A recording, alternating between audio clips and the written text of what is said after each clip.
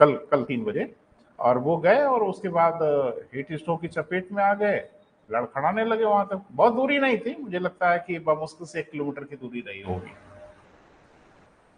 फिर लेके लोग आए हुए, फिर ताबड़तोड़ हार्ट अटैक।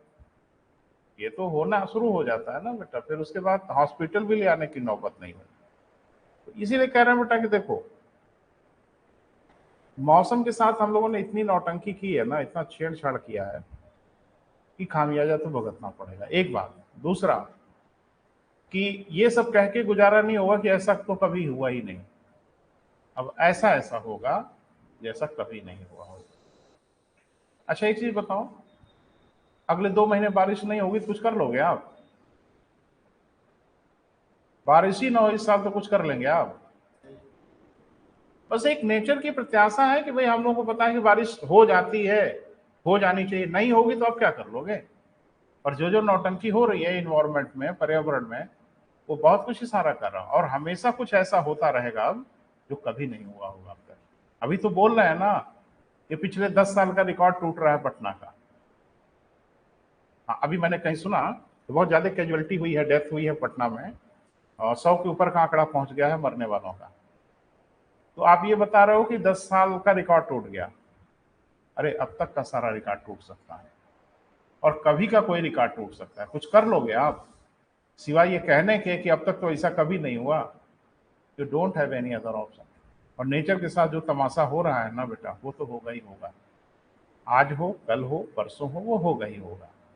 तो कुल मिला जुला के बेटा मेरा ये मानना है कि पहले हम लोग अपने आप को सुरक्षित करें। यहाँ तो बहुत तकलीफ नहीं होती, जहाँ हम लोग बैठे हैं अगर हवा वगैरह लग रही है तो कोई बहुत परेशानी नहीं है, लेकिन बाहर आने जाने में बेटा परेशानी हो सकती है आपको। तो बस एक प्रिकॉशन रखिए हमेशा कि जब भी बाहर निकले बेटा फुली हाइड्रेट रहिए। प्यास ना भी लगी हो तो पानी पीजिए, और बॉडी को जितना कवर करके रख सके उतना बढ़िया है।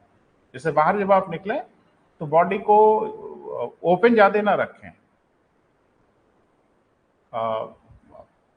फुल शर्ट पहनने की कोशिश करें।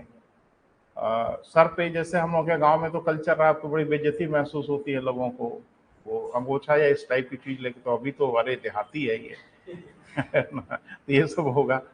सर को ढकिए, बहुत जरूरी है। कैप लगा लीजिए, कोई परेशानी नहीं है। लोकल मार्केट में सस्ती महंगी कोई, अब ये जरूरी नहीं कैप लगाएं तो नाइकी का, एडिडास का ही लगाएं।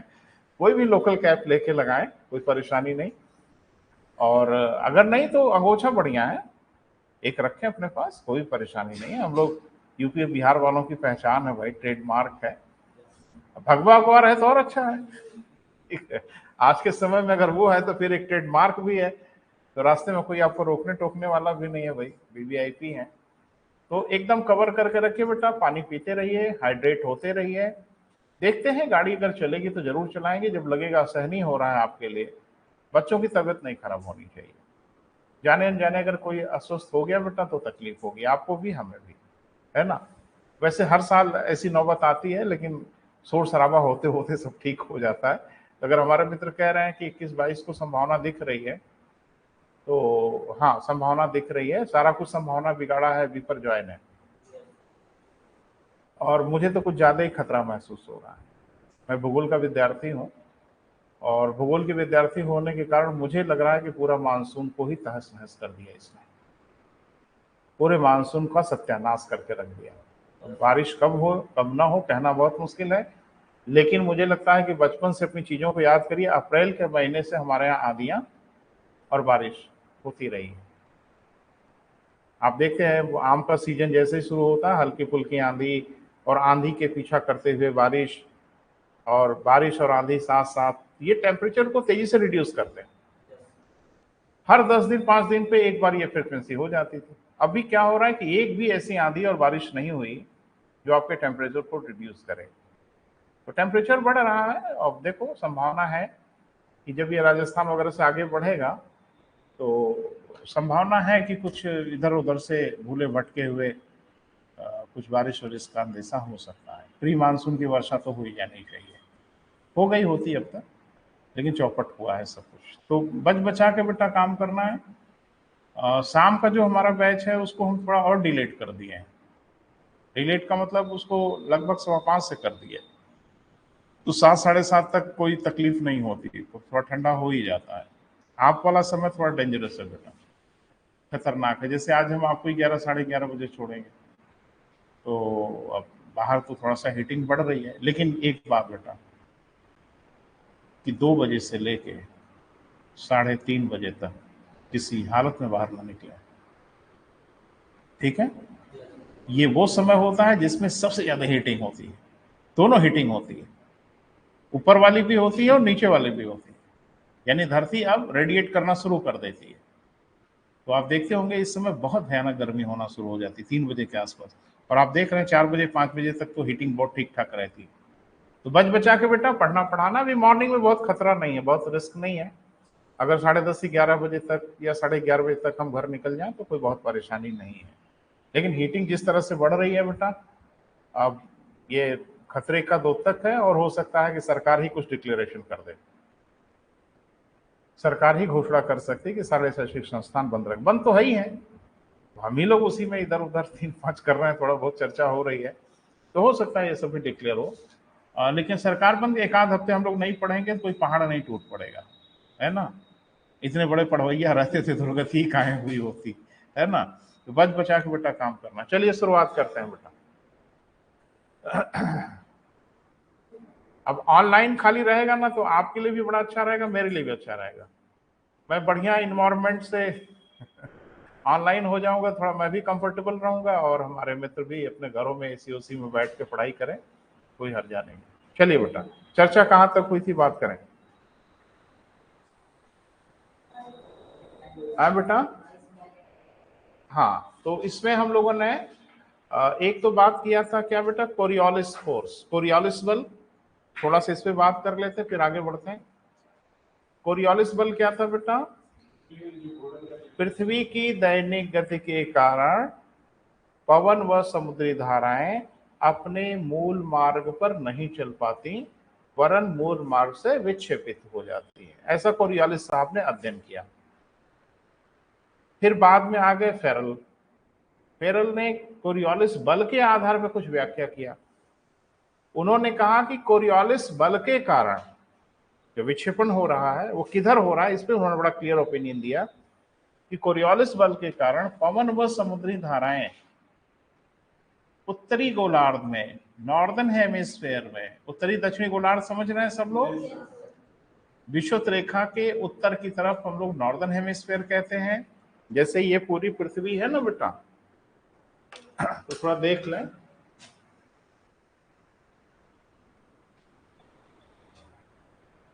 तो ये पूरी अर्थ है, तो अर्थ ऐसे सर्किल जैसी नहीं है बेटा, है ना, स्फेयर जैसी है, जिसके ठीक बीचों बीच हम एक रेखा की कल्पना करते हैं जिसको हम लोग शून्य अंश अक्षांश कहते हैं, इसे हम इक्वेटोर कहते हैं, विषुवत रेखा कहते हैं। तो जैसे एक सेव या एक संतरा आप लीजिए, और जहां सबसे उभार है वहीं चाकू से काट दीजिए, तो 2 छोटे छोटे आधे गोले आपको मिलेंगे, बोले। तो इधर का जो है उसको हम लोग बोलते हैं उत्तरी गोलार्ध। क्यों? क्योंकि मैप में आपको पता है कि हमेशा डायरेक्शन जो हम लेते हैं वो लेते हैं north, south, east and west. तो अगर इसको सापेक्ष माने तो इधर क्या हुआ नॉर्थ, इधर क्या हुआ साउथ, इधर ईस्ट और इधर वेस्ट, इसलिए इसको हम लोग क्या बोलते हैं बेटा, उत्तरी गोलार्ध। गोलार्ध का मतलब गोले का आधा, है ना, और इसको क्या बोलते हैं बेटा, दक्षिणी गोलार्ध। क्लियर है बेटा? तो अब फेरल ने क्या कहा, थोड़ा सुन लीजिए, बहुत जरूरत पड़ेगी बेटा इनकी। तो ये कहा फेरल ने कि पवन भी और समुद्री धारा भी अगर उत्तरी गोलार्ध में चलेगी, चाहे जिधर से जिधर चले, ये ध्यान रखना, उसका डायरेक्शन कोई भी हो, वो हर हाल में घूमेगी दाहिनी ओर। तो अब किधर भी चले थोड़ा चेक कर लेते हैं। अब जैसे मान लो इधर है तो ऐसे भी चल सकती है, बोल नहीं रहे, पवन ऐसे भी चल सकती है, पवन ऐसे भी चल सकती है पवन, इधर भी चल सकती है। कम से कम 4 टिपिकल डायरेक्शन हम आपको ले रहे हैं। तो क्या कहा फेरल ने कि उत्तरी गोलार्ध में अगर होगी तो उसे दाहिनी ओर घूमना पड़ेगा, वो चाहे जिधर से जिधर चले, इससे कोई फर्क नहीं पड़ता। तो अब सबको घुमा लीजिए दाहिनी ओर, कौन सा मुश्किल है। इसका दाहिना नीचे की ओर होगा, ये पवन ऐसे चलेगी तो, लेकिन ऐसे जा नहीं पाएगी, वो घूम जाएगी किधर बेटा, दाहिनी ओर। क्लियर है। अब उसका दाहिना, हाँ ऊपर की ओर, तो ये पवन ऐसे ना चल के घूम जाएगी ऐसे। इसका दाहिना, ये भी पवन ऐसे ना चल के ऐसे घूमेगी। इसका, ये मैंने 4 टिपिकल डायरेक्शन से आपको समझाने की कोशिश किया, लेकिन डायरेक्शन कोई जरूरी नहीं कि 4 ही टिपिकल हो, थोड़ा डायगोनल भी हो सकता है। जैसे कोई पवन ऐसे चल रही हो ऐसे, तो भी ये घूम जाएगी ऐसे। क्लियर है बेटा। बस एक बात दिमाग में ठूंस लो, उत्तरी गोलार्ध में सिर्फ एक कमांड चलता है, दाहिने मुड़, मुड़ना ही होगा। इसका एक एक्सेप्शन पूरे भूगोल में नहीं है। जैसे कुछ चीजें हम लोग पढ़ते हैं ना, तो उसके अपवाद दिख जाते हैं, एक्सेप्शन दिखते हैं, यहां कोई एक्सेप्शन नहीं होगा। आप कोई समुद्री धारा देखिएगा, अभी तो हम लोग पढ़ेंगे, कोई भी समुद्री धारा देखेगा अगर उत्तरी गोलार्ध में है तो दाहिने ही मुड़ेगी, वो बाएं नहीं मुड़ सकती। और दक्षिणी गोलार्ध में बेटा इसी का ठीक उल्टा, बाएं मुड़ेंगे, चाहे जिधर से इधर चले मुड़ना पड़ेगा बाएं। और बाएं का मतलब ये नहीं कि किसी खास डायरेक्शन में चलेंगे तभी बाएं मुड़ेंगे, ना ना, किसी भी दिशा में चलेंगे उनको बाएं ओर घूमना होगा, डाइवर्ट होना होगा। ये क्लियर हुआ। फेरल ने ये बताया, और वाइस बैलेट ने तो ये बताया कि कैसे हमको पता चलेगा कि किधर लो प्रेशर है किधर हाई प्रेशर है। अभी तो हमको ये समझ में आ रहा है कि पवन हमेशा हाई प्रेशर से लो प्रेशर की ओर चलते हैं, हाँ या ना। तो अगर पवन आने की दिशा में पीठ कर ले, यानी जिधर से पवन आ रहा है उधर पीठ करके खड़े हो जाए उत्तरी गोलार्ध में, तो अब दिमाग तो ये कह रहा है कि पीछे से हवा आ रही है ना, तो पीछे होगा हाई प्रेशर और आगे होगा लो प्रेशर। संभावना तो यही दिख रही है ना। पवन सीधे नहीं आ रही है, घूम के आ रही है फेरल के नियम के कारण। इसलिए उन्होंने कहा कि उल्टा, आगे पीछे लो हाई नहीं है, दाएं बाएं लो हाई है, यानी बाएं हाथ की तरफ क्या है बेटा, हाई प्रेशर है। ठीक है, बाएं हाथ की तरफ हाई प्रेशर है, सॉरी लो प्रेशर है, दाहिने हाथ की ओर क्या है बेटा, हाई प्रेशर है। इसका ठीक उल्टा कहां होगा, दक्षिणी गोलार्ध।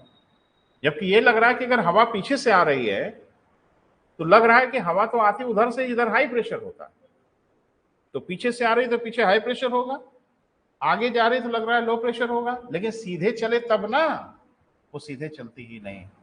इसलिए वाइस बैलेट ने अपना नियम दिया। यहां तक क्लियर है बेटा। देखो क्लियर नहीं होगा तो आगे तकलीफ होगी, और मुझे लगता है ऐसा कुछ नहीं है यहां जो क्लियर ना हो, सब एकदम तथ्यात्मक चीजें हैं। अब लिख लें, हेडिंग बनाए, पवन के प्रकार। पवन के प्रकार,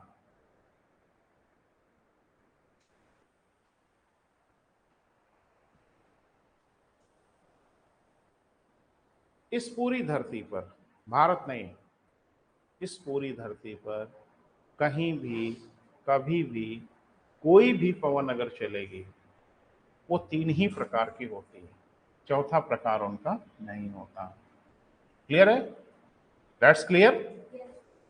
इस पूरी धरती पर कोई भी पवन जो चला करती होगी, जैसे भी एक पवन चल रही है विपर्जय, ये भी पवन ही है, ये भी इन्हीं 3 प्रकार में ही होगी। इस पूरी धरती पर जितने भी पवन चलते हैं बेटा, उनको मोटे मोटे रूप में हम 3 भागों में बांटते हैं। क्लियर है बेटा। पहले को कहते हैं अस्थाई पवन, planetary wind, regular wind. Clear है बेटा।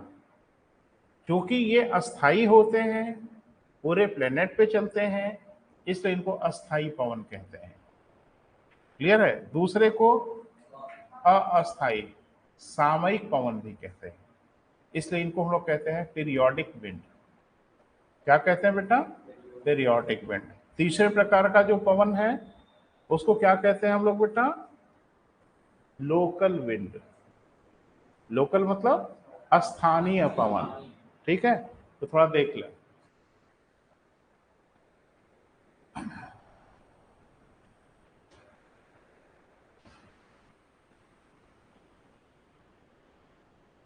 पूरी पृथ्वी पर जितने भी पवन चलेंगे बेटा, पवन,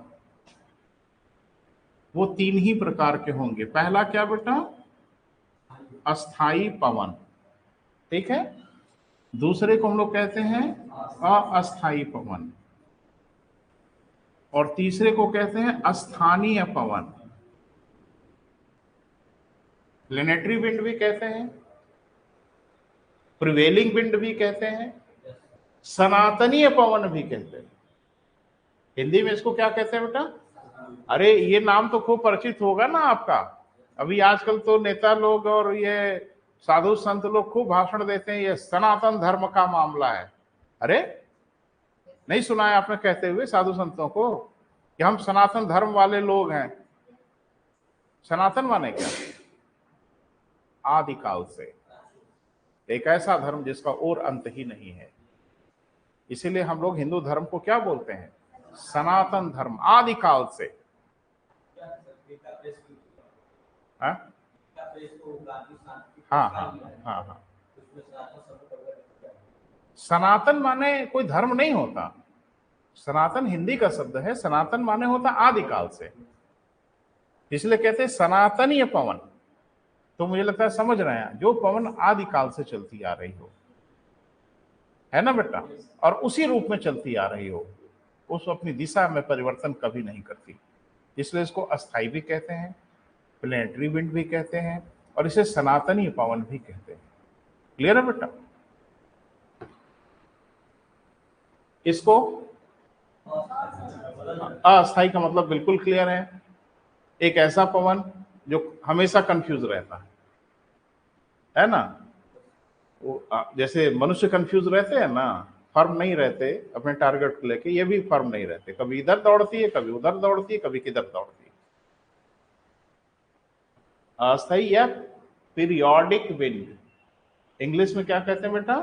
पीरियोडिक विंड। और इसको अस्थानीय, स्थानीय माने लोकल विंड। थोड़ा थोड़ा परिचय हो जाए फिर आते हैं, घमासान मचेगा ये भी। तो स्थानीय पवन मतलब जो किसी स्थान विशेष पर किसी नाम से जानी जाती हो। जैसे हमारे यहाँ इस समय जो पवन चल रही है, लू कह रहे हैं, गर्म है ना, लेकिन अगर गौर से देखें तो ये तो पछुआ पवन किधर से आ रही है? ये पश्चिम से आ रही है ना। इसको वेस्टर्ली कहते हैं। वेस्टर्ली खाली यहीं चल रही है गर्मी में, पूरी दुनिया में चलती है, जगह जगह चलती है, लेकिन हर जगह इसको लू नहीं कहा जाता।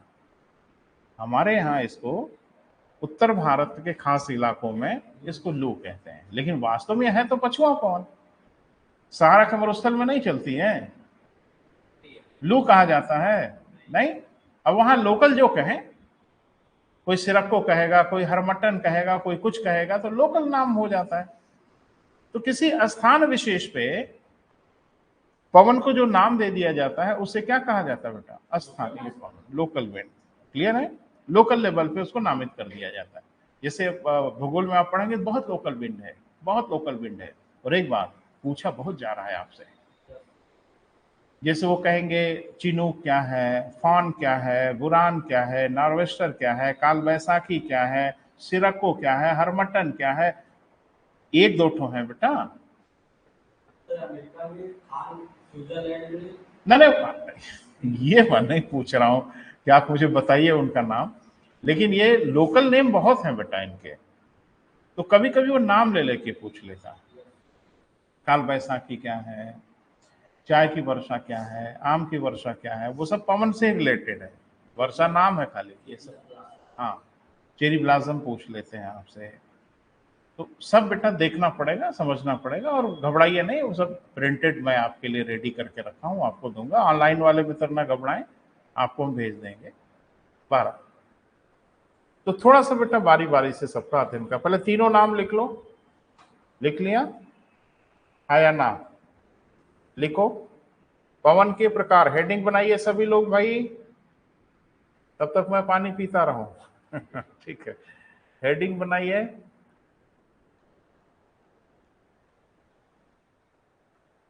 क्या है बेटा? पवन के प्रकार। क्लियर है? तीनों का नाम लिखिए, लेकिन सब नाम लिखिएगा, है ना? जितने नाम हमने बोला है हम फिर से बोल दे रहे हैं। अस्थाई पवन लिखा, भूमंडलीय पवन आप लिख करके, सनातनीय पवन, हिंदी में तो 3 नाम दिख ही रहा है, अस्थाई पवन, भूमंडलीय पवन, और क्या कहते हैं बेटा? सनातनी पवन। इंग्लिश में इसको हम लोग प्लेनेटरी विंड या प्रिवेलिंग विंड कहते हैं।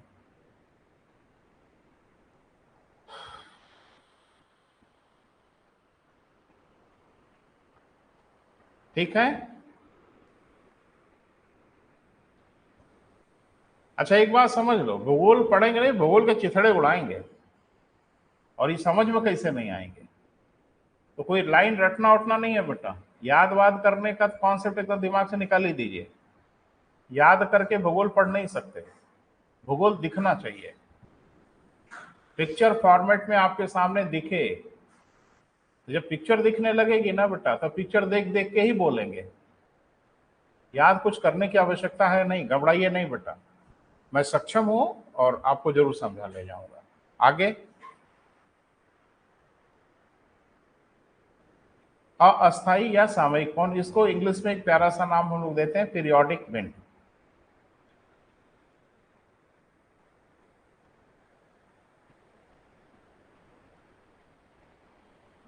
ठीक है बेटा, तीसरा वाला क्या है? लोकल, स्थानीय माने लोकल विंड। ठीक है, पहली हेडिंग बनाई है फिर से।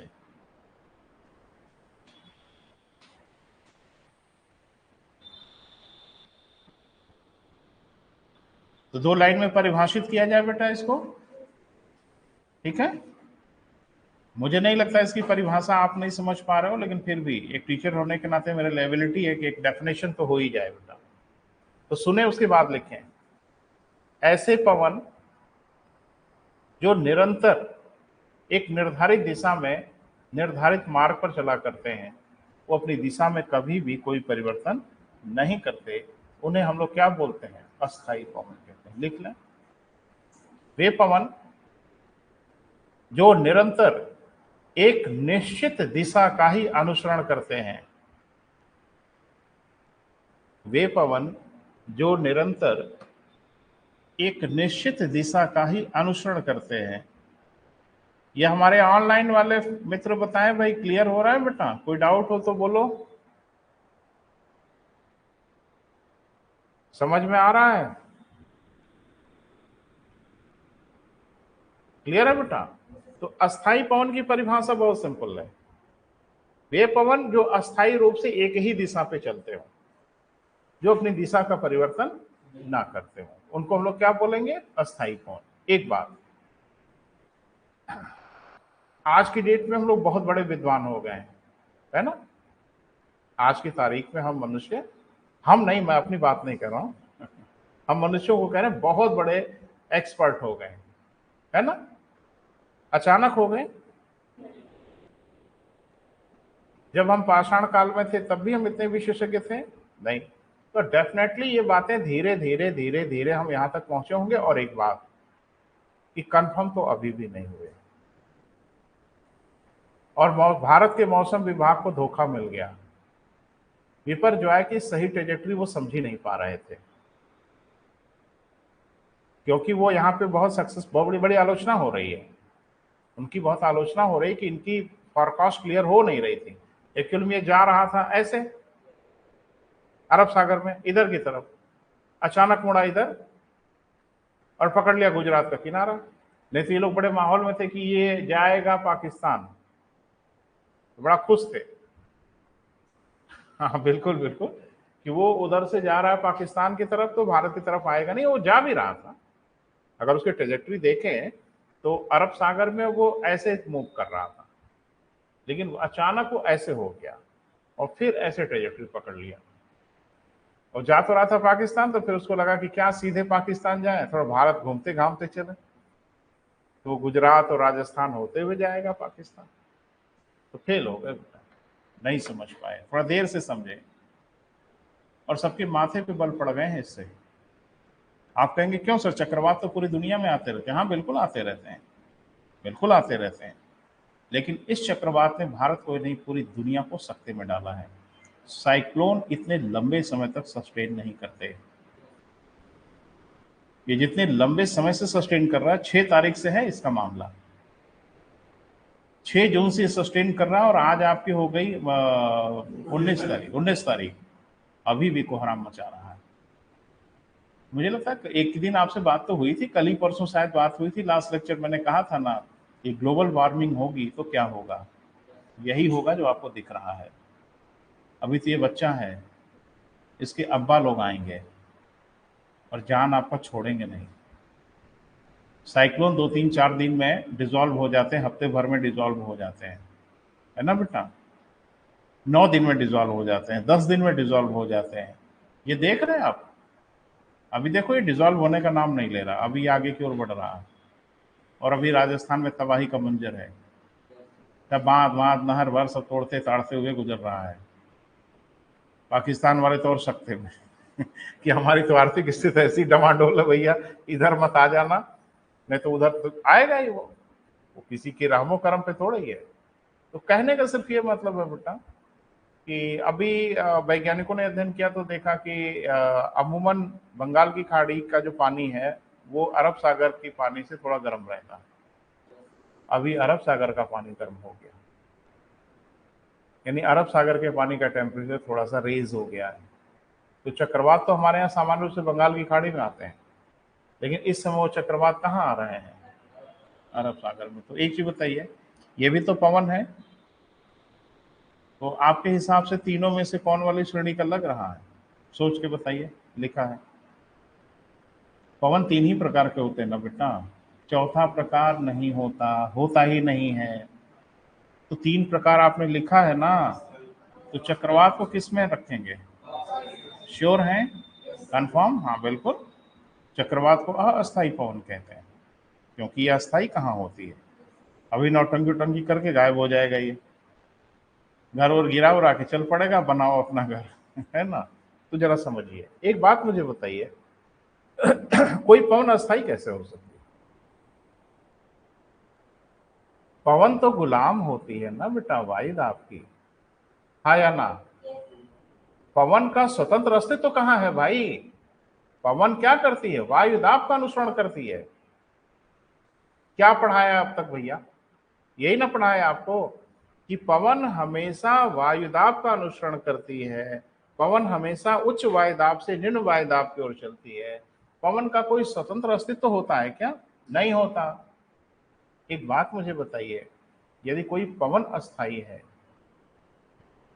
तो इसका मतलब है वायुदाब अस्थाई जरूर होगा, क्योंकि अगर वायुदाब अस्थाई नहीं हो सकता तो पवन कैसे अस्थाई हो सकता।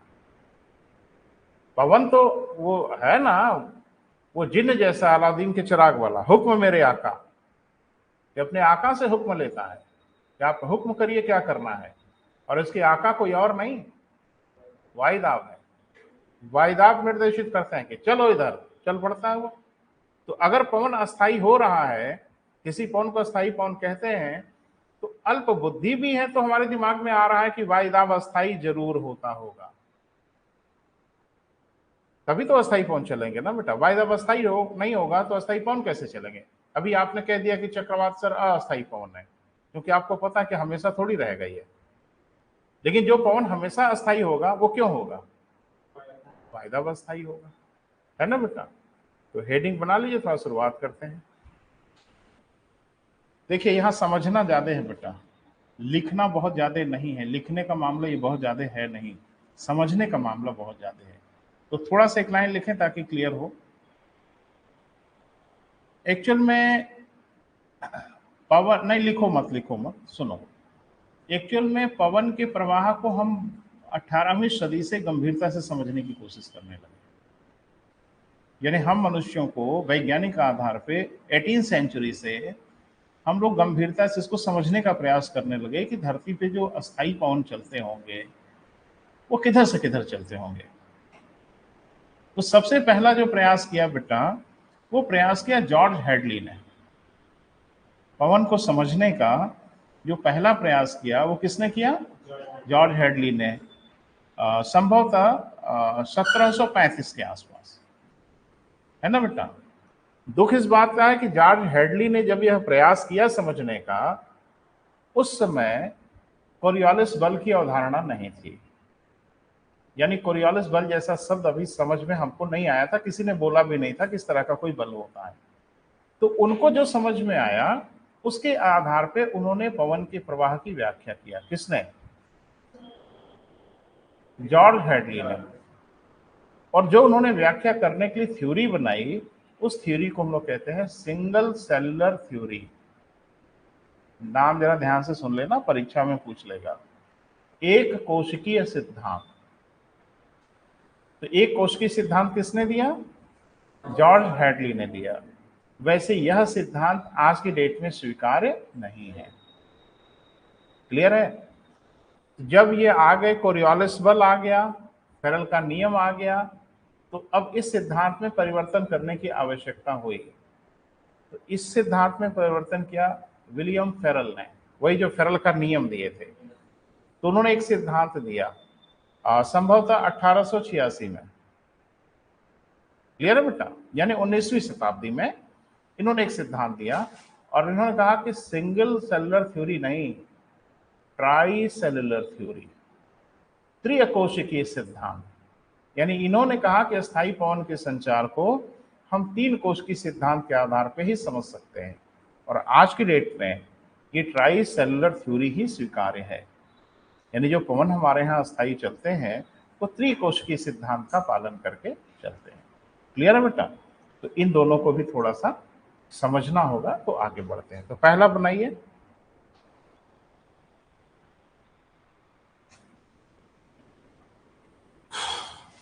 पहला क्या है बेटा? अरे नोट बना लो ना भैया। अच्छा, ये काहे पढ़ रहे हैं? ताकि मुझे दिखाना है कि मैं बड़ा ज्ञानी हूं ना, भूगोल का बड़ा ज्ञान है। पलट के पूछेगा ना फेरल कोशिका किसे कहते हैं, हैडली कोशिका किस, तबीयत खराब हो जाएगी, है ना। और एक बात समझ लेना कि हेडली गलत भले हो गए, लेकिन हेडली जिंदा आज भी है। जो त्रिकोशिकीय सिद्धांत है ना, इसमें से 2 कोशिका को आज भी हेडली सेल कहा जाता है। आज भी 2 कोशिकाओं को हेडली सेल कहा जाता है। एक को हेडली का नाम कैसे खत्म कर दें, जिंदा रखना जरूरी है, तो उसको विपरीत हेडली सेल कहते हैं। हेडली तो आज भी जिंदा है। अभी हम सब दिखाते हैं बेटा कोशिका क्या है, घबराइए नहीं, मैं हूं सामने, आपको सब क्लियर करके जाएंगे। आज भी ट्राई सेलुलर थ्योरी हुई है, फेरल ने बनाया है, लेकिन आज भी फेरल ने हेडली का सम्मान किया है और 3 कोशिकाओं में से 2 कोशिका को उन्होंने नाम ही दिया है हेडली सेल, और एक कोशिका को उन्होंने कहा विपरीत हेडली सेल। और उन्होंने कहा कि अगर आप लोगों का मन हो तो उसे मेरे नाम पे पुकार लिया करो, फेरल कोशिका कह दो, उसे फेरल सेल कहिए या विपरीत हेडली सेल कहिए। तो हम सब पे व्याख्या कर लेंगे बेटा, फिर अस्थायी पवन पे आते हैं।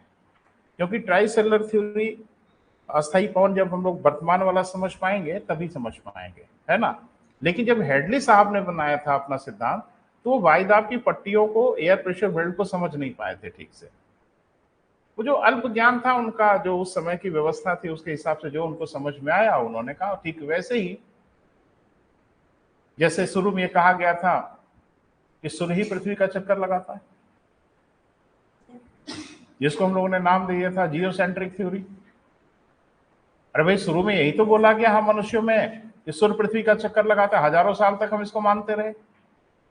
वो तो शुक्र बनाइए कॉपरनिकस को, ये कॉपरनिकस ने कहा कि ना ना भैया, ऐसा तो मुझे नहीं लग रहा, मुझे कुछ गड़बड़ी दिख रही है।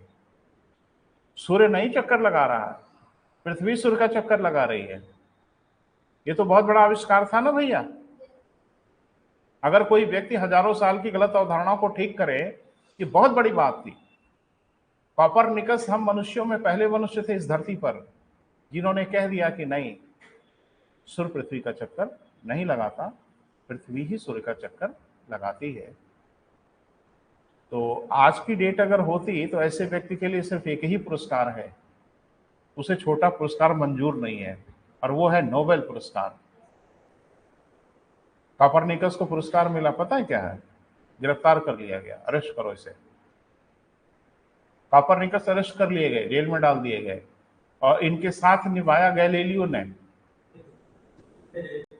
उनको भी धर लिया, कहा ये षड्यंत्रकारी है, अपराध इसने किया और अपराध में षड्यंत्रकारी ये था। गैलीलियो का साहब हमारा क्या दोष है?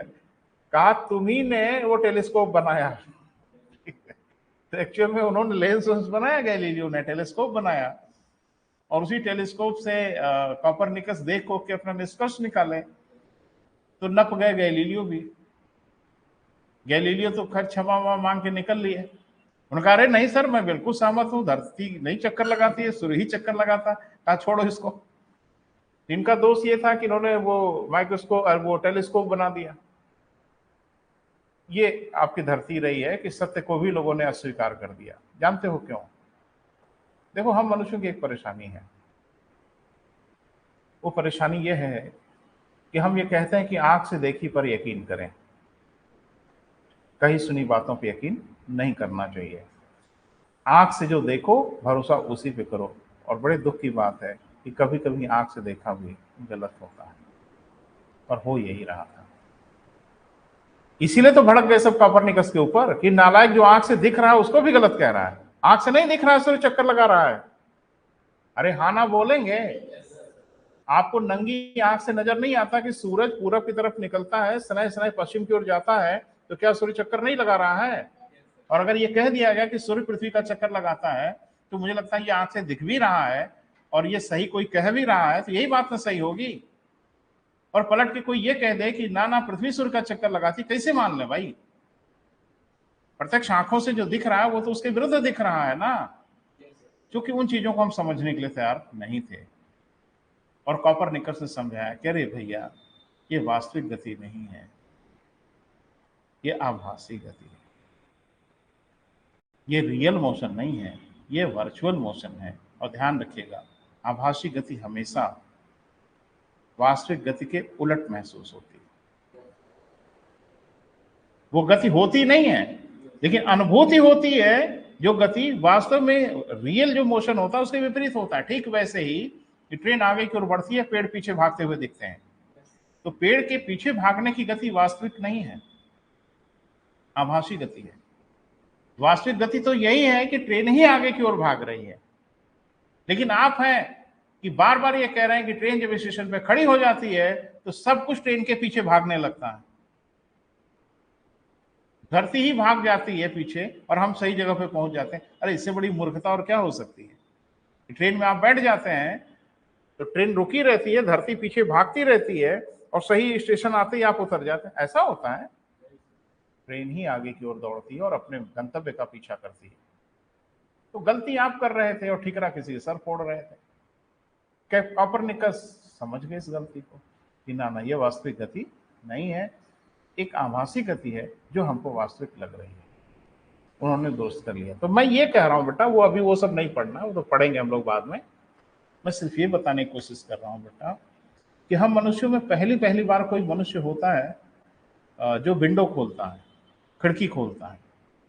तो पहली बार जो व्यक्ति कहता है वो 100% सही कह दे, जरूरी भी तो नहीं है। धीरे धीरे उसको परिष्कृत किया जाता है, ठीक होता है। आज हम एकदम ठीक कर लिए। कॉपरनिकस ने सब कुछ ठीक थोड़ी बोल दिया था, कॉपरनिकस ने बहुत गलत बोल दिया। उन्होंने कह दिया पृथ्वी ब्रह्मांड के केंद्र में है। अब लोग, या तो कॉपरनिकस को ब्रह्मांड का था पता ही नहीं था, ब्रह्मांड क्या वाला है? पृथ्वी ब्रह्मांड के केंद्र में नहीं है। ब्रह्मांड के आगे पृथ्वी की कोई हैसियत नहीं है, कोई विशात नहीं है। मैंने एक दिन आपको बताया था ना कि सहारा के मरुस्थल में रेत के कण की जितनी औकात होगी ना, इस पूरे ब्रह्मांड में धरती की उतनी भी औकात नहीं है। और धरती ब्रह्मांड के केंद्र, तो उन्होंने कोशिश तो किया, काफी सही किया, एक गलत हो गया। फिर केपलर आए ताल ठोंकते हुए, कहा हम बता रहे ना गुरुजी सही बोले, इनको छोड़ दो, और जो गलती सलती हुई है ना उसको हम ठीक कर दे रहे। इस धरती पर कोई भी व्यक्ति परफेक्ट नहीं हो सकता। हम परफेक्शन की तरफ समूह में बढ़ते हैं। बायोलॉजी का विकास एक आदमी ने कर दिया है पूरा,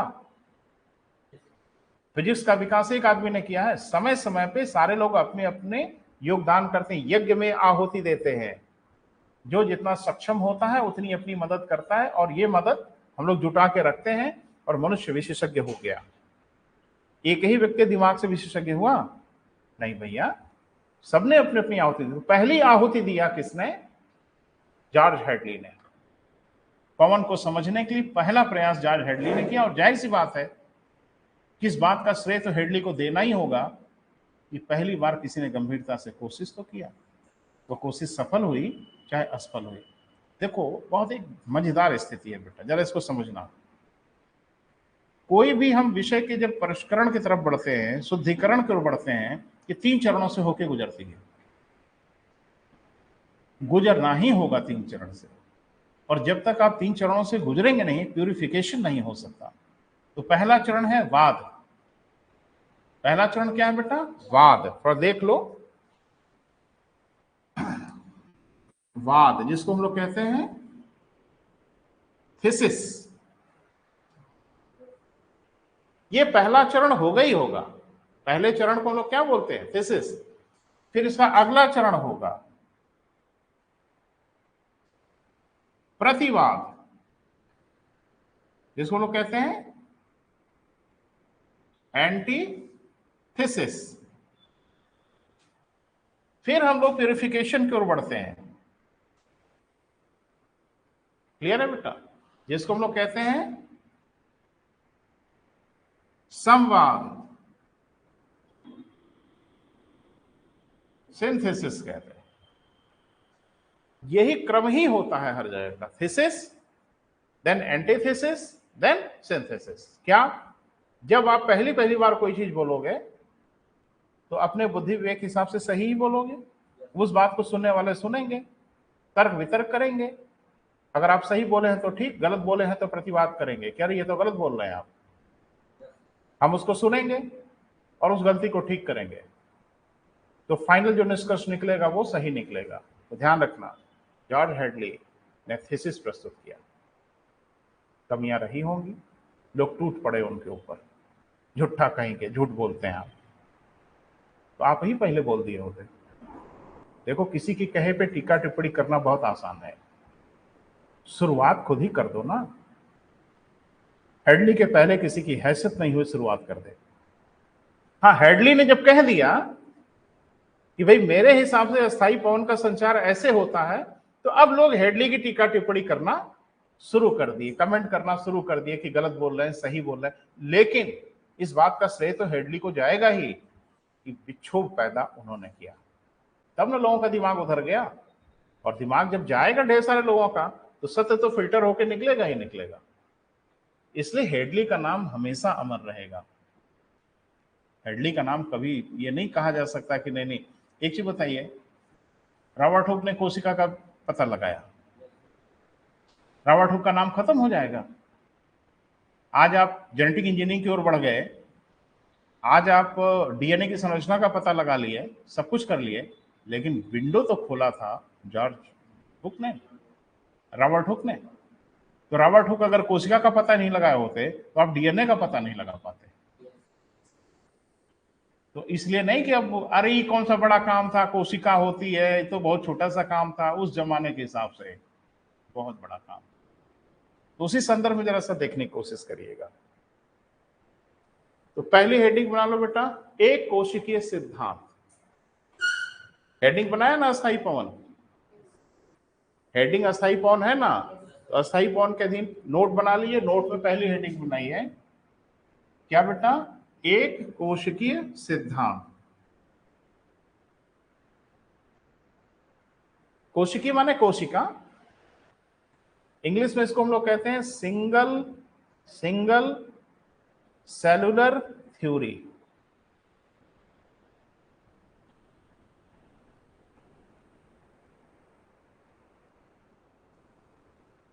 पहला तो ये बेटा ध्यान रखना है, ये सिद्धांत दिया किसने, ये नाम हर हाल में याद रहना चाहिए, सिर्फ तथ्यात्मक है, फैक्ट है जो आपको याद होना चाहिए। तो ये सिंगल सेलुलर थ्योरी दिया किसने बेटा, जॉर्ज हैडली ने दिया। सही दिया गलत दिया भाड़ में जाए, दिया इन्होंने। क्लियर है बेटा, लिखें। इस सिद्धांत का प्रतिपादन पवन के संचार को समझने के लिए, इस सिद्धांत का प्रतिपादन क्या बेटा, पवन के संचार को समझने के लिए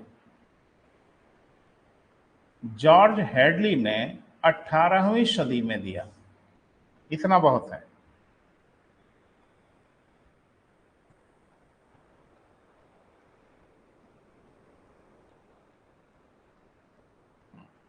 उन्होंने बताया कि एक कोशिकीय सिद्धांत के आधार पर ही, एक कोशिकीय सिद्धांत के आधार पर ही एक कोशिकीय सिद्धांत के आधार पर ही अस्थाई पवन चलते हैं।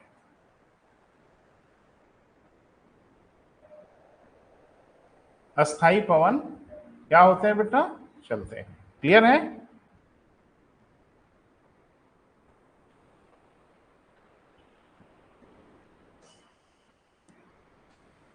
यहां तक ठीक है? आगे बढ़े, फिर से वापस लौटें। नहीं लौट सकते हैं बेटा, देखो मुझे आपको समझाना है ना कि मुझे समाप्त करना है। मैं समाप्त करने वाले अवधारणाओं के बहुत आगे रहता हूं बेटा। मेरे खत्म कर लेने से क्या होगा, मुझे तो आ ही रहा है। तो मैं आपके सामने खड़े होकर बोल दूं बेटा देखो मुझे आ रहा है और जाओ घर आप, मुझे आने से क्या फर्क पड़ता है भाई, आपको अगर नहीं आया तो बेमतलब हो गया। तो इस बात को लेके कभी ये संकोच मत करना बेटा। जैसे कोई टॉपिक हम लोग आगे निकल गए और बाय द वे आपको कंफ्यूजन वहां पे बना हुआ है, तो आप इस संकोच की वजह से मत रुक जाइएगा कि सर पढ़ा चुके हैं अब ना पूछें। आपको जो मन करे वो पूछिए, लेकिन कहीं कोई कंफ्यूजन नहीं होना चाहिए बेटा। सब कुछ एकदम शीशे जैसा साफ होना चाहिए। और प्रयास ये रहे कि भूगोल अब आखिरी बार ही पढ़ रहे हैं, जीवन में दोबारा भूगोल पढ़ने की आवश्यकता ना हो। एक कहेंगे पढ़ना काहे नहीं पढ़ना पड़ेगा रिवीजन तो करना ही होगा आपको, लेकिन जो आपकी अवधारणाएं हैं, जो आपकी समझ है, वो अब फाइनल हो जाए बेटा। और एक बात बताएं, बड़ी मजेदार बात, हम जिंदगी में तथ्य चाहे जितने भूल जाएं, भूल ही जाते हैं, अवधारणाएं हम कभी नहीं भूलते, मरते दम तक नहीं भूलेंगे। इसलिए अवधारणाओं को बड़े प्यार से बनाना चाहिए और बहुत क्लियर कॉन्सेप्ट देना चाहिए, क्योंकि ये दोबारा ना बनेगी, ना दोबारा ये क्रिएट होगी। जो बन गई सो बन गई, तो कहीं कोई परेशानी। अब थोड़ा सा मेरा सपोर्ट करिएगा कि हेडली साहब ने जो समझा क्या सही समझा या गलत समझा। भाई हेडली वैज्ञानिक थे बेटा, और अगर उन्होंने एक कोश की सिद्धांत दिया होगा तो अपने हिसाब से सही ही दिया होगा। तो क्या दिया जरा सा समझने की कोशिश करिए। हेडली ने, जरा सा देखो डायग्राम से, सारे लोग बेटा ऑनलाइन वाले भी थोड़ा डायग्राम पे फोकस करेंगे। ये हमारा है विषुवत रेखा, और ये है नॉर्थ पोल, और ये है साउथ पोल। क्लियर है बेटा?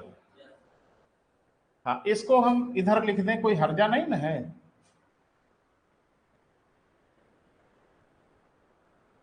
एक ने कहा नहीं उधर ही लिखिए, कहाँ इधर लिख रहे हैं नहीं उधर, इसलिए हटा रहे, वो आपको डायग्राम बनाना है मुझे, तो आपको क्लियर होगा।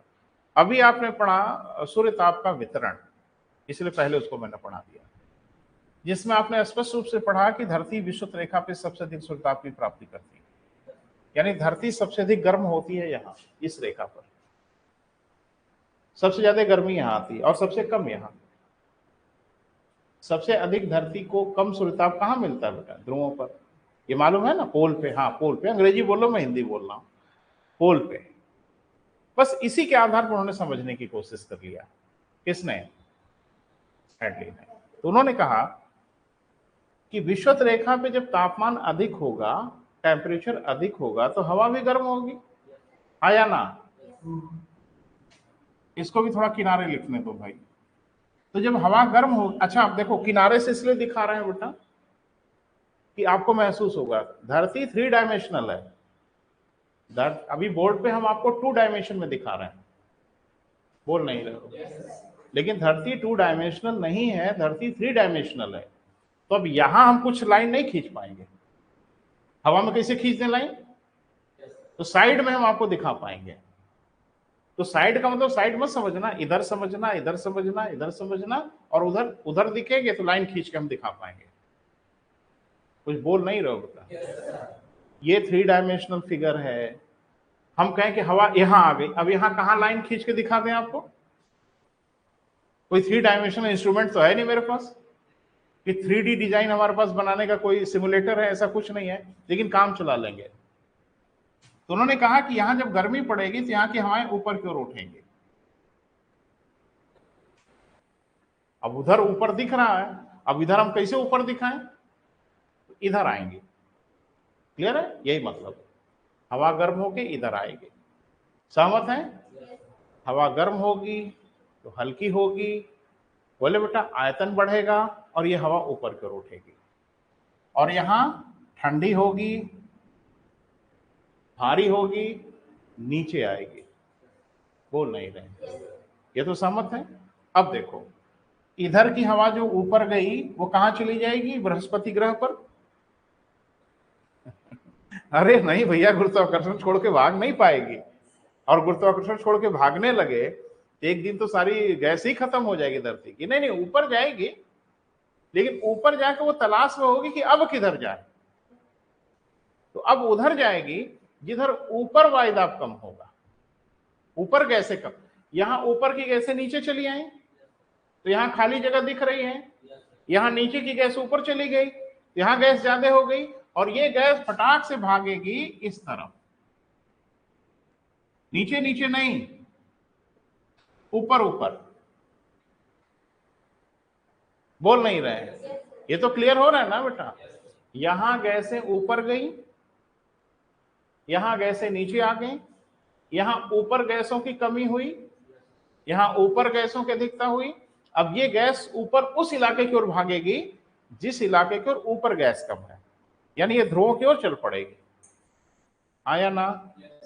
क्लियर है? अब बताइए, यहां जो हवा वायु गर्म सॉरी ठंडी होकर नीचे की ओर उतर रही है, नीचे आ रही है ना, वो कहां जाएगी?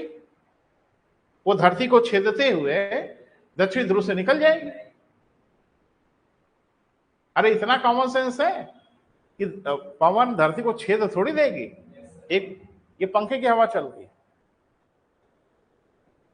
ये फर्श से टकरा रही है, फर्श को छेद के नीचे चली जा रही है ना? ये डेफिनेटली फर्श के बाद ये इधर उधर बिखरेगी, बिखरेगी। बोल नहीं रहे? अब ध्यान से सुनना, यहां नीचे गैस कम हो गई, अरे यहां नीचे कम हुई कि नहीं हुई? और यहां नीचे ज्यादा हो गई। अब ये चल पड़ेगी धरातल को पकड़ के ऐसे, क्योंकि पवन का हमेशा एक सर्कुलेशन ही बनता है। यहां की पवन इधर चली गई तो बाकी हर जगह वैक्यूम बन जाएगा क्या? नहीं, अब ये पवन सर्कुलेट करेगी। कैसे? यहां से जाएगी ऊपर, ऊपर से जाएगी इधर, इधर से आएगी नीचे, धरातल पकड़े हुए आएगी फिर विषुवत रेखा पे, फिर गर्म होगी, फिर ऊपर जाएगी। ये क्रम चल पड़ेगा। हाँ या ना? क्या कोशिका दिखा? इधर देखो, कोशिका को बाहर निकाल रहे हैं, है ना? ये कोशिका दिखी, ये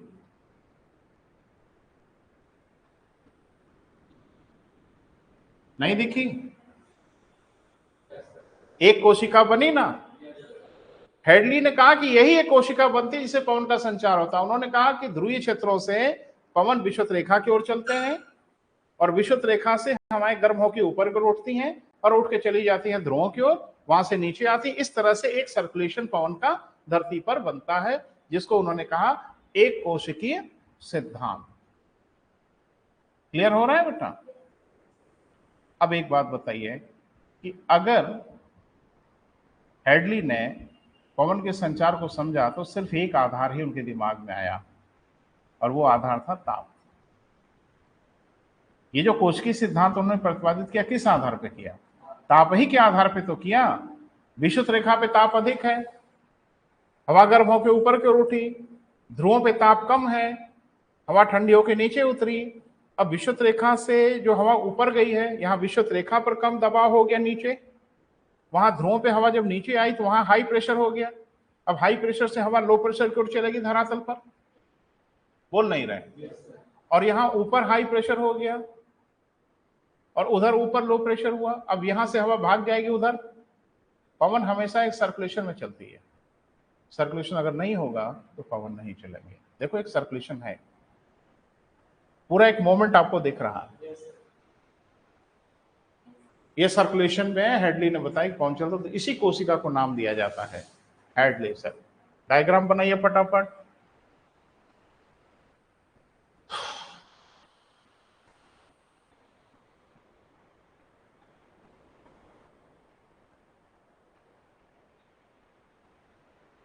सभी लोग बेटा जरा डायग्राम पे फोकस करना।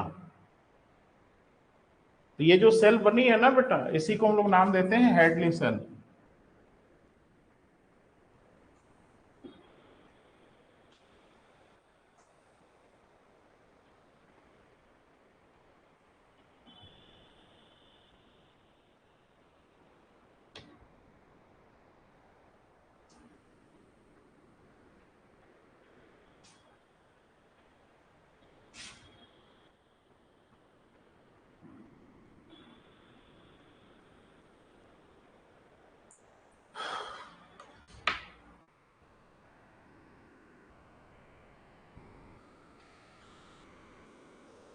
ठीक है बेटा, तो हेडली साहब की भी कहाँ गलती थी?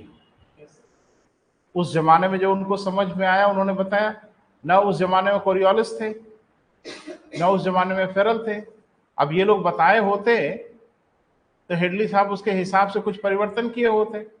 ऐसा कोई ज्ञान तो हम मनुष्यों के पास था ही नहीं। और जैसे ही इन्होंने बताया, हम बकबक कर रहे हो, उधर लिख रहे हो। एक ही काम करो, एक बार में लिख लो या सुनो। कठिन अवधारणा है बेटा, नहीं पढ़ के समझ पाओगे, बता तो रहे हैं, परेशान हो जाओगे। तो हम इसको बहुत आसान भाषा में आपको समझा रहे हैं, तो सुनो। घर पे जाके पढ़ भी लोगे, लिख भी लोगे, कोई परेशानी नहीं। तो हेडली साहब की क्या परेशानी थी? हेडली साहब उस समय उपलब्ध विकल्प और उपलब्ध ज्ञान के आधार पर ही तो कोई चीज बताएंगे। तो ताप का आधार उनको समझ में आया कि धरती पे ताप के आधार पे वायुदाब निर्धारित होते हैं, ताप के आधार पे वायुदाब बना होगा और इसे पवन अस्थायी रूप से चलते होंगे। फिर उसी में ज्ञानी प्रकट हो गए कोरियोलिस, और इन्होंने तो परमाणु बम क्या, हाइड्रोजन बम दाग दिया। धमाका हो गया, करे बाप रे, ये तो किसी ने ध्यान ही नहीं दिया। उन्होंने कहा पवन व समुद्री धाराएं अपने मूल मार्ग पर चल ही नहीं पाती। जब मूल मार्ग पे नहीं चल पाती, रास्ते में इधर उधर भटक जाएंगी, तो जाहिर सी बात है कि हेडली साहब गलत हो गए, क्योंकि जो उन्होंने सोचा ये पवन यहां से यहां चली जाएगी, वो वास्तव में यहां से यहां जा ही नहीं पाती। कोरियोलिस बल और फेरल के नियम के कारण ये राह ही भटक जाती है, रास्ता भूल जाती है अपना। वैसे ही जैसे बच्चों को बैग दे के कहिए बेटा जाओ सब्जी लेते आओ, बच्चा गया सब्जी लेने, सड़क के किनारे मदारी का तमाशा दिखाई दे रहा था। अब वो सब्जी लेना भूल के तमाशा ही देखने लगा मदारी का, और सब्जी का जो पैसा दिया था मदारी वाले को दे दिया। तो ये तो हो यही रहा ना बेटा, कि हेडली साहब को लगा कि भाई यहां से चलेगी तो वहां पहुंच जाएगी, पहुंच जाना ही चाहिए, क्योंकि कोई विक्षेप, कोई विचलन बीच में दिख नहीं रहा है। फिर कोरियोलिस ने कहा कि अरे हेडली साहब, आपसे तो गलती हो रही है, क्योंकि ये चलेंगे अपने मंजिल की ओर, लेकिन अपने मंजिल की ओर पहुंच नहीं पाएंगे, क्योंकि रास्ते में ही कुछ ना कुछ गड़बड़ी हो जाएगी। और फिर पवन वहां जाने की जगह पे कहीं और पहुंच जाएंगे, तो जो आपने एक कल्पना किया पवन का, वो कल्पना आपकी गलत हो जाएगी, है ना बेटा। तो अब हेडिंग बना लें, ट्राई सेलुलर थ्योरी, त्रिकोशिकीय सिद्धांत।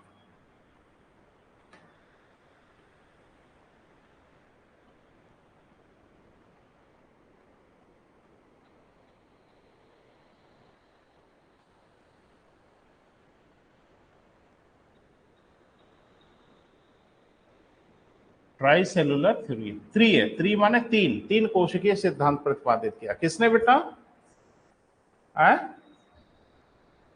बोलो, कुछ याद आ रहा है? फेरल ने दिया, फेरल ने। विलियम फेरल नाम था इनका। ये अपने आप में एक फुल क्वेश्चन है, सिर्फ आपसे पूछेंगे त्रिकोष्ठी सिद्धांत उनमें से किसने प्रतिपादित किया, बस नाम याद रखना है, काम हो जाएगा। आजकल ये सब पूछ ले रहे हैं, जबकि ज्योग्राफी में थ्योरी नहीं पूछी जानी चाहिए, सिद्धांत नहीं पूछा जाना चाहिए, व्यवहार पूछा जाना चाहिए। लेकिन आजकल बड़ी दुखद स्थिति है कि कंपटीशन इतना टफ हो रहा है कि अब वो सिद्धांतों की ओर बढ़ चले हैं, अब वो सिद्धांत पूछने लगे हैं। ऑटो स्मिथ ने इंटरस्टेलर डस्ट हाइपोथेसिस दिया, ये किस प्रकार का सिद्धांत? आजकल ऐसे क्वेश्चन पूछे जा रहे हैं। तो सबसे बड़ा पहाड़ और सबसे बड़ी नदी और सबसे छोटा पहाड़, ये सबसे गाड़ी अब नहीं चलने वाली है, अब तो थोड़ा डिटेल में जाना पड़ेगा बेटा। तो थोड़ा इसको समझने की कोशिश करिए। लेकिन अब ये जो प्रवाह हम लोग पढ़ेंगे, इसमें दो लोग और शामिल हो जाएंगे। कौन? अरे सूर्य ताप तो जो है वो रहेगा ही, वो कहां जाने वाला है। हाँ, लेकिन अब एक और फैक्टर आ जाएगा इसमें, और वो फैक्टर आएगा जिसको कहते हैं डायनामिक फोर्स, पृथ्वी की गयात्मक शक्ति। यानी अभी ये महसूस किया गया कि दो वायुदाब की पट्टी बन रही है, बोल नहीं रहे हैं। यानी अगर दोनों गोलार्ध में मिला के बात करें तो तीन वायुदाब की पट्टी। अरे लो प्रेशर इधर, अरे सॉरी हाई प्रेशर इधर, हाई प्रेशर इधर और बीच में लो प्रेशर। अरे भाई इधर भी तो एक बनेगी ना कोशिका, बोल नहीं रहो, हम एक तरफ दिखा रहे हैं ना बेटा। अब हुआ क्या कि जब बीच में कोरियोलिस आ गए, कुछ उन्होंने ड्रामा बतिया दिया और फेरल ने बता दिया कि घूमेंगे, तो जाहिर सी बात है ये वहम ही टूट गया हम लोगों का कि एक सिंगुलर सेलुलर थ्योरी एक गोलार्ध में नहीं बनेगी, एक गोलार्ध में तीन कोशिकाएं बनेंगी। एक गोलार्ध में तीन और एक गोलार्ध में तीन, छह, और एक तो बीच वाला रहेगा कॉमन, तो सात। कुल 7 वायुदाब की पट्टियां बनती हैं। यानी पूरी धरती पर अस्थायी रूप से कितनी बेटा? 7 संख्या याद रखिएगा। अस्थायी रूप से ये सही है, हकीकत है, अब इसमें कुछ परिवर्तन की जगह नहीं है, परिष्कृत है। यानी वर्तमान समय में पृथ्वी पर कुल कितनी बेटा? 7 अस्थायी वायुदाब की पट्टियों का निर्माण होता है। ठीक है, अब देखते हैं कि ये कौन बनाता है। तो 3 अस्थायी वायुदाब की पट्टियों का निर्माण तो सूर्य के कारण होता है, जो हेडली साहब ने समझा था। हेडली साहब ने समझा था ना, 3 वायुदाब की पट्टियां, 2 ध्रुवों पर और एक विषुवत रेखा पर। बोल नहीं रहे बेटा, उन्होंने यही ना बताया था कि भाई यहाँ पे हाई प्रेशर होगा, यहाँ पे हाई प्रेशर होगा, यहाँ बीच में लो प्रेशर होगा। एक ओर की कोशिका उन्होंने व्याख्या कर दिया, कहा इसी तरह की दूसरी ओर भी बनेगी, यही ना कहा। फिर बाद में कोरियोलिस और फेरल ने कहा कि ना ना, गलत हो रहा है, ये जो 7 वायुदाब की पट्टियां बन रही हैं वो नहीं समझ पाए हेडली, क्योंकि उन्होंने सिर्फ ताप के आधार पर व्याख्या किया। बोल नहीं रहे हैं। अब कहा गया कि नहीं नहीं, 7 अस्थायी वायुदाब की पट्टियां बनेंगी, 3 सूर्य महोदय बनाएंगे, 4 धरती खुद बनाएगी। धरती खुद बनाती है, धरती को गुस्सा लगता है, मेरी धरती सब आके आप ही बना दोगे, तो 3 ठो आप बनाओ, 4 ठो हम बनाएंगे। ध्यान रखना, 4 और अस्थायी वायुदाब की पट्टियां बनती हैं, और इन पट्टियों के निर्माण के लिए पृथ्वी की दैनिक गति रिस्पॉन्सिबल है। कौन जिम्मेदार है बेटा? दैनिक गति, क्योंकि दैनिक गति के कारण ही कोरियोलिस बल होगा और दैनिक गति के कारण ही फेरल का नियम होगा। सबके पीछे कौन खड़ा है? दैनिक गति खड़ी है। अब लिखें, पृथ्वी पर वर्तमान समय में, देखो एक बात बेटा, जब तक अस्थायी वायुदाब की पट्टी नहीं पकड़ लेंगे तब तक अस्थायी पवन पढ़ ही नहीं सकते। हवा में पढ़ें, अस्थायी वायुदाब की पट्टी जब बनेगी तभी ना अस्थायी पवन चलेंगे, तो पहले अस्थायी वायुदाब की पट्टी को तो पकड़ा जाए। देखें, वर्तमान समय में पृथ्वी पर कुल 7 अस्थायी वायुदाब की पट्टियों का निर्माण होता है। कितना बेटा? 7, भूलिएगा नहीं संख्या। परीक्षा में पूछेगा तो कैठो बता दोगे? 17 ठो। क्यों? अरे बच्चे बड़े नालायक होते भाई। सुनो सुनो, एक मैं वाकया बता दूं। दो तीन चीजें हैं बेटा, अगर आप हमें पढ़ने आए हो तो थोड़ा सा मेरे ऊपर भरोसा रखो, है ना, थोड़ा सा रखना पड़ेगा, मजबूरी है आपकी, क्योंकि आपके पास कोई और विकल्प है भी नहीं। दो चीजें हैं, या तो मुझे संदेह के साथ पढ़ो, पढ़ तो रहे हैं लेकिन यकीन नहीं हो रहा है, एक तो ये तरीका हो सकता है, फिर मुझे जाके वेरीफाई करते रहो किताब उताब पढ़ के, तब यकीन करना, और दूसरा कि आंख बंद करके मेरे ऊपर भरोसा कर लो। और मुझे लगता है कभी कभी ये थ्योरी ज्यादा अच्छी होती है, क्योंकि सामने वाला कुछ भी बोले ना बेटा, तो उसे आप मान लो कि ये मेरे गुरु हैं और जो कह रहे हैं हम मान लेते हैं, भले ही उन्होंने आपको वर्ग लाने के लिए कहा हो, कभी कभी इससे लाभ मिल जाता है। आपने कभी एकलव्य का नाम सुना होगा, है ना, मिट्टी की मूर्ति बना के, जो वास्तविक गुरु तो उसके सामने था ही नहीं, एक मिट्टी की मूर्ति बना के उसी को गुरु माना, और उससे बड़ा धनुर्धर कोई हुआ ही नहीं। तो भैया हम लोग तो मिट्टी के नहीं है, जीते जागते इंसान हैं, है ना, तो थोड़ा सा बेटा भरोसा करो, है ना, और आप सही रहेंगे, परेशान नहीं होंगे। किताब उताब पढ़ते रहिएगा, वेरीफाई करते रहिएगा, कहीं कोई दिक्कत नहीं, तो उस पर यकीन करो। तो हुआ क्या, सुन लो, बच्चे क्या करते हैं कि हम लोगों पे यकीन नहीं करते।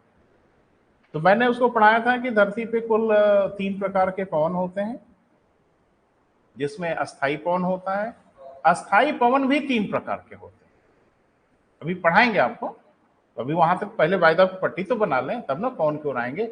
अस्थाई पवन फॉर्चुनेटली, सौभाग्य से, वो भी 3 ही प्रकार के होते हैं। तो मैंने लिखाया था, आपको भी लिखाएंगे कि अस्थाई पवन, अभी तो चल ही रहा है ना, अभी हम वायदा बता लेते हैं फिर आपको लिखाएंगे कि अस्थाई पवन 3 प्रकार के होते हैं, ईस्टर्ली, वेस्टर्ली, पोलर विंड, है ना, trade wind, anti trade wind और पोलर विंड, ध्रुवी पवन, ये 3 अस्थाई पवन ही होते हैं। आपको डराने के लिए बोल दिए कि आपको लगे कि नहीं मुझे आता है ठीक है, आगे हम बताएंगे। तो मैंने नाम लिखाया, परीक्षा में प्रश्न आ गया कि अस्थाई पवन कितने प्रकार के होते हैं, तो दे के आया हम इसे चेक कराने में, बुकलेट उकलेट लेके आया, कहा सर थोड़ा सा देख लेंगे, हम कहा हाँ, जो मुझे आएगा मैं देख लूंगा, मुझे सब थोड़ी आएगा। तो तब तक मुझे दिख गया ये प्रश्न भूगोल वाला कि अस्थाई पवन कितने प्रकार के होते हैं, पूछा था, 3, 4, 5, 6 ऐसे विकल्प दिया था, तो उसने किया था 4। मैंने कहा भैया जी हम कैठो बताए थे, याद आ रहा है, कहा हाँ सर बिल्कुल याद आ रहा है, आप 3 बताए थे। हम कहा आप कैठो किए हैं, कहा 4। हम कहा है, कहा मुझे लगा, कहा छोड़े होंगे जरूर। अरे मेरे भाई ऐसे थोड़ी छोड़ दिया जाता है, छोड़ने का मतलब ये होता है कम ज्यादा कोई कर सकता है, एक तो प्रकार ही गोल कर देगा कोई नहीं, कोई नहीं करेगा, तो ध्यान रखना, ये सब गड़बड़ी मत करना, थोड़ा यकीन कर लेना, सही रहेगा। तो जरा सा हम एक डायग्राम आपको दिखा रहे हैं बेटा, उसको देखने की कोशिश करिएगा, लेकिन पहले इसको लिख लें, सेंटेंस पूरा कर लें। लाइन बोल दो बेटा, क्या है, अस्थाई वायदा की पट्टी बनती है। तो 3 की व्याख्या तो पहले ही कर लिए थे, कौन, हेडली साहब, जिसका मतलब 4 एक ऐसी वायदा की पट्टी थी जिसको हेडली नहीं समझ पाए। क्यों नहीं समझ पाए हेडली, क्योंकि उसमें कोरियालिस आए ही नहीं थे, फेरल आए नहीं थे, ये लोग रहे होते तब तो वो भी समझ लिए होते। तो अब ये 4 वायदा की पट्टी जो बन गई अचानक, उसमें सूर्य की कोई भूमिका नहीं है, ताप की कोई भूमिका नहीं है, तो थोड़ा लिख लो बेटा। हाँ, इनमें 3 अस्थाई वायदा की पट्टियों का निर्माण ताप के कारण होता है। इसमें 3 अस्थाई वायदा की पट्टियों का निर्माण किसके कारण बेटा, ताप के कारण होता है।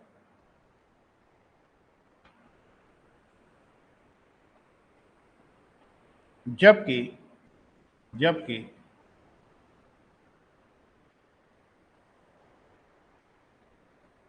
4 अस्थाई वायदा की पट्टियों का निर्माण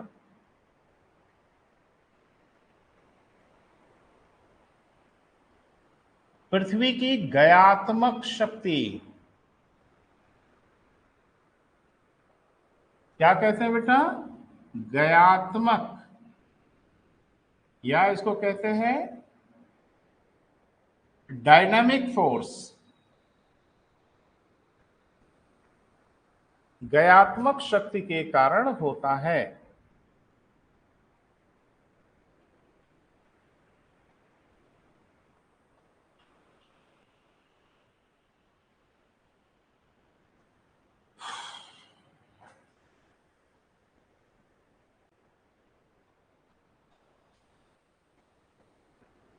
क्लियर है बेटा? यानी जो धरती पे इस समय जो एकदम सही है, यानी अब फिल्टर्ड हो गया है, अब इसमें कोई कमी नहीं है, तो उसमें कुल बताया गया कितना बेटा? 7। 7 मतलब 7 वायु दाब की पट्टी बनती है, एयर प्रेशर बेल्ट बनते हैं। कितने बेटा? 7। जैसे अभी मैंने बताया कि 3 के पीछे कारण होता है क्या बेटा? थर्मल। थर्मल माने तापीय कारक होता है। और 4 जो होता है वो क्या होता है बेटा? Dynamic force.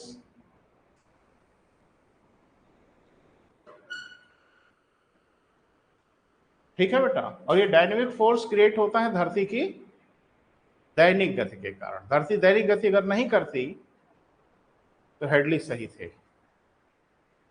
हेडली ने जो कल्पना किया था वो गलत नहीं किया था, क्योंकि पृथ्वी घूम भी रही है, इसी कारण गड़बड़ा गए बेचारे। कौन? हेडली। तो मुझे लगता है समझा जाए 7 अस्थायी वेदा की पट्टियां कैसे बन जाती हैं। क्लियर है? तो मेरे साथ साथ डायग्राम बनाइएगा। थोड़ा सा किनारे बनाना पड़ेगा बेटा, सबको दिखे, नहीं तो परेशानी हो जाएगी। तो थोड़ा बड़ी सी धरती बनाते हैं।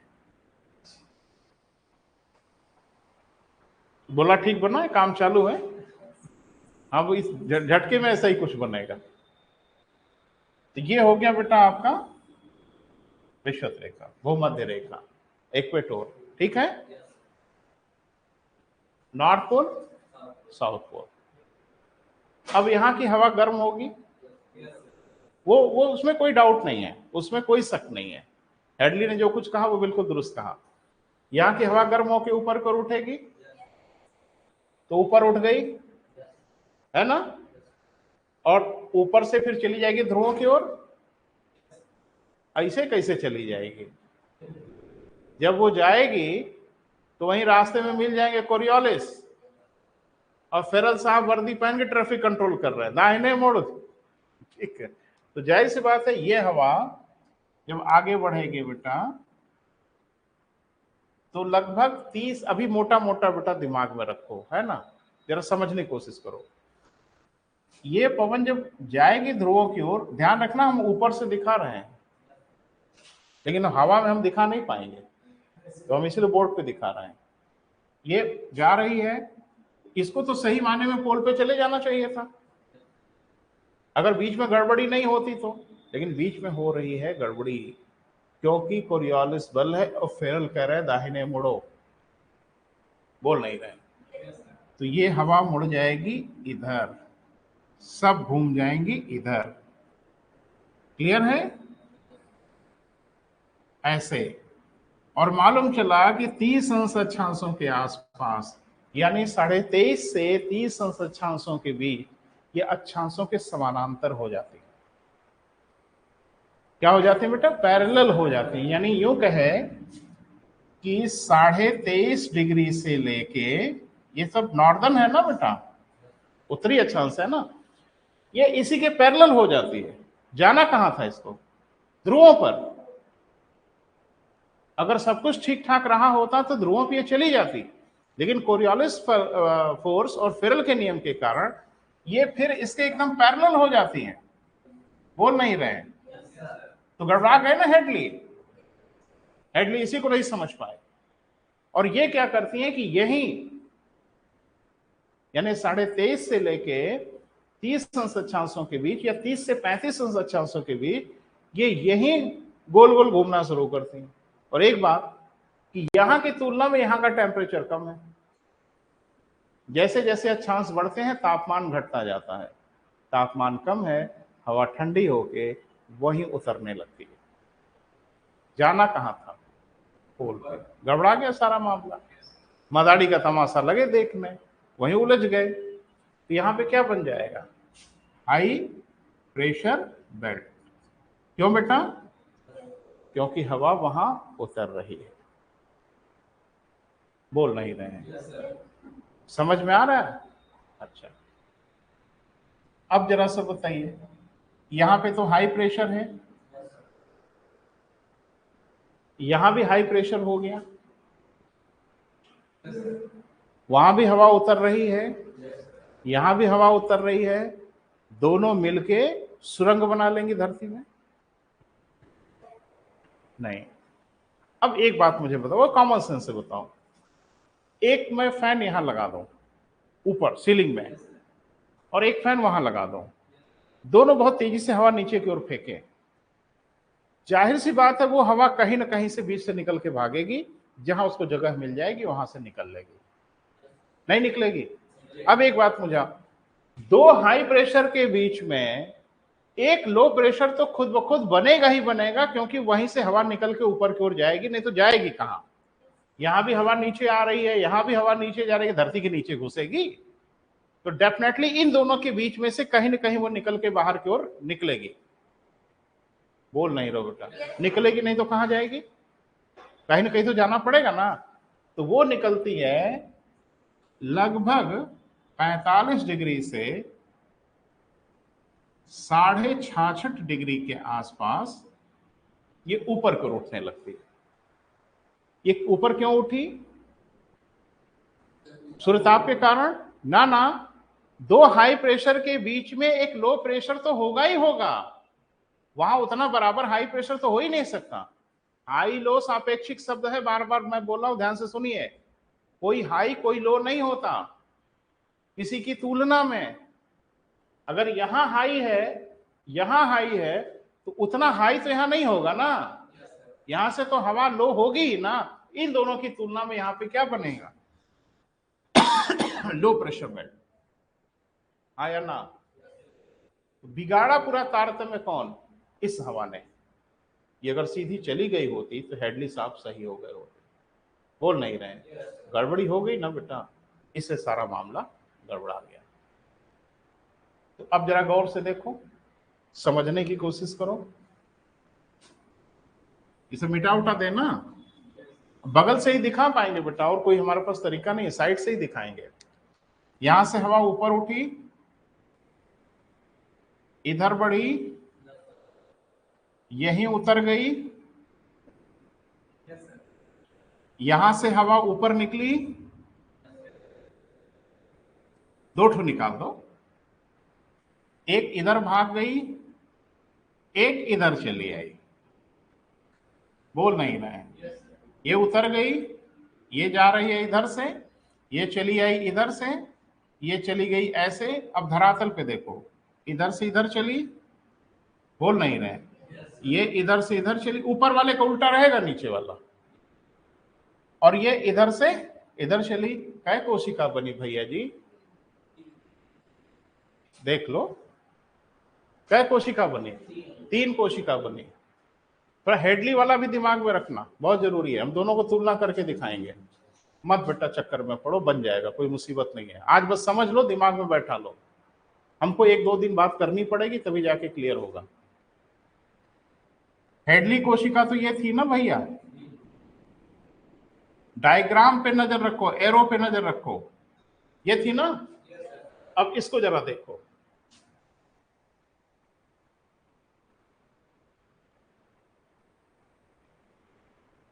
तो यहां तो ये भी ठीक है, ये भी ठीक है, तो लग तो रहा है कि ये भी हेडली ही है, बीच में गड़बड़ाएगा, ये यहां से इधर आ जाएगी। बोल नहीं रहे, इससे तुलना करो, बिल्कुल वैसे ही है। ये जा रही है इधर, ये चली गई इधर, ये चली आई इधर। बोल नहीं रहे, ये हो गई इधर और ये हो गई इधर। कैटो कोशिका देखिए, 3, 1 2 3। एक चीज गौर से देखो, कोशिका नंबर 1 और कोशिका नंबर 3 वैसी ही है जैसी हेडली ने कोशिका बनाया था। गौर से देखो, कोशिका नंबर 1 और कोशिका नंबर 3 बिल्कुल वैसी ही कोशिका है जिसको हेडली ने कल्पना किया था।